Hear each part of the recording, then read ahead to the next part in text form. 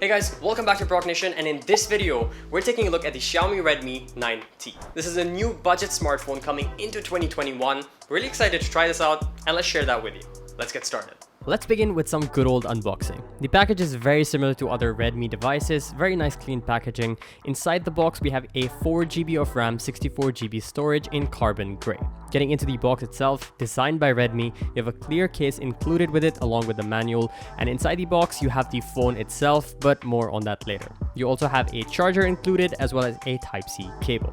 The phone exterior is made of plastic with a nice little ray design and a huge Redmi logo. You have a quad camera setup at the back and a Type-C input. Setup process is very simple and straightforward as any other Android phone, and you're pretty much good to go and start using the phone. Now, just like the Poco M3, it comes with a 6.53-inch Full HD Plus LCD display with a dot drop. The front camera is an 8-megapixel camera sensor, and overall the bezels are quite thin, except right there at the bottom the chin bezel seems slightly larger than we're used to on smartphones these days. Like many LCD displays, you don't have an in-screen fingerprint sensor. It is located on the power button mount. So to unlock it, you just tap on the power button and it unlocks your phone right away. Now, looking at the overall design, it's built pretty well, I would say. It's not a terrible feeling phone, even though it's quite cheap. In terms of your ports and connectivity, at the bottom you have a Type-C input for charging, bottom facing speaker. At the top you have a top facing speaker as well as an IR blaster, and the 3.5mm jack has been placed at the top rather than the bottom. On the right side you have the volume up and down as well as the power button with the in-screen fingerprint sensor. On the left you have the SIM card ejector tray.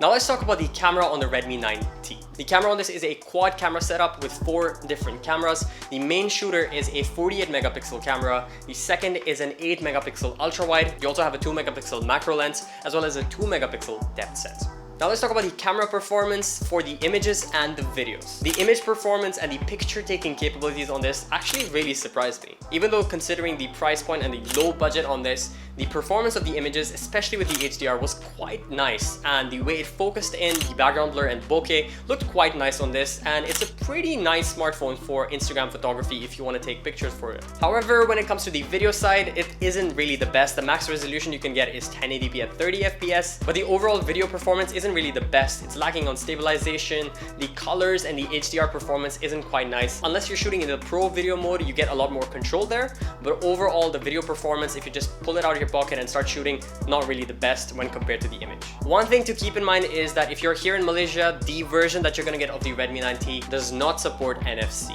Now the final and the biggest feature on this, no pun intended, is the massive 6000 mAh battery. Now we've reviewed a lot of smartphones on this channel, and this is by far the biggest battery we've ever got our hands on for a smartphone. I was pleasantly surprised shooting images and videos all day yesterday, doing the camera comparison, the gaming test, the benchmarking score test on this. All of that resulted in the battery still being at 33% at the end of the day. You also get a 22-watt fast charger in the box, but this supports up to 18 watts in fast charging, which is pretty standard for Android devices. Now let's talk about the pros and cons on the Redmi 9T. The first pro that I can think of, which is kind of a no-brainer, is the price point. If you get the 4GB RAM, 64GB storage, it's for 599 ringgit, which is quite cheap. But if you want to upgrade that and get the better RAM version, better storage version, you can get the 6GB RAM, 128GB storage for 699, which is still quite cheap.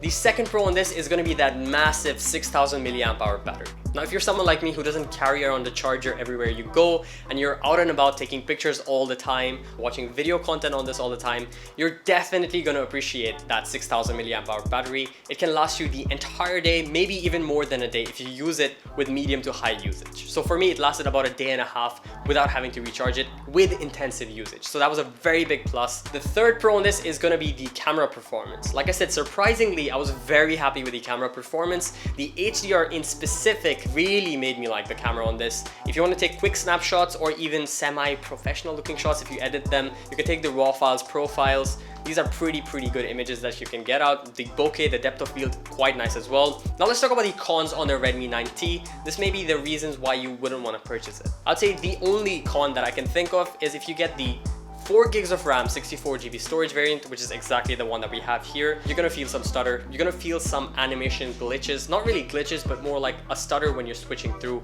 And that's what I really faced. Now, when it comes to actual gaming tasks and stuff like that, you're gonna be fine. It's not terrible, it's not laggy. Overall, the presence of the phone, overall multitasking on the phone, you can feel a little bit of delay. If you're in the market for a phone that has a massive battery life and can take pretty decent pictures, then the Redmi 9T is definitely the phone for you. Like I said, the image performance is quite good and the battery life is a huge plus. So you wouldn't really go wrong with buying this phone for $599 or even going for the 6 gigs of RAM for $699. So that's about it, guys. That is our review of the Redmi 9T. We really hope you guys enjoyed this video. If you did, make sure you hit that like button and do consider subscribing for more content just like this, and we'll see you again in the next video.